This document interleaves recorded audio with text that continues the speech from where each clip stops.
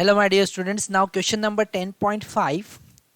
Two sidings of different cross-section area without needle filled with water are connected with tightly filled rubber tube filled with the water. Diameter of smaller piston, है ना, जो smaller piston है उसका diameter हमारे पास में D1 given है 1 centimetre. Okay, तो अगर हम इसे मीटर में कन्वर्ट करेंगे तो 1 इंटू 10⁻⁻2 मीटर होगा. और अगर हम एरिया की बात करेंगे तो वो होगा पाई are square.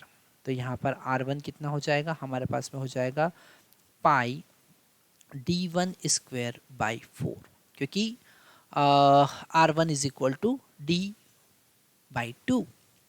So this pi 1 into 10⁻⁻2 whole square divided by 4. Okay, तो यहाँ से हमारे पास में एरिया A1 आया पाई बाई 4 इंटू 10⁻⁻4. ओके, वैसे भी ये एरिया को मीटर में कन्वर्ट करने की ज़रूरत नहीं है और इतना कुछ करने की ज़रूरत, डायरेक्ट आप लिख सकते हैं. डायरेक्ट कैलकुलेशन में आपको फार्मूला बताता हूँ.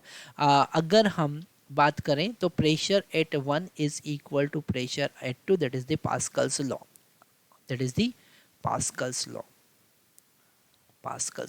पास्कल्स लॉ क्या है कि pressure is isotropically distributed through the all over the fluid. So P1 is equal to P2, मतलब F1 by A1 is equal to F2 by A2.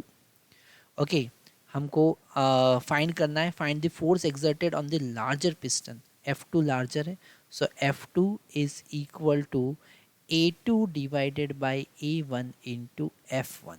So this F2 is equal to, what is A2, that is pi R2 square divided by pi R1 square into F1. पाई से पाई हम cancel कर सकते हैं, इसलिए मैं यहाँ पर calculation में इतना ध्यान नहीं दे रहा था, इसलिए हम यहाँ पर लिखेंगे, इसको हम लिख सकते हैं D2 square divided by D1 square, क्योंकि डिनोमीटर का बाई 4 जो है वो कैंसिल हो जाएगा, इंटू F1.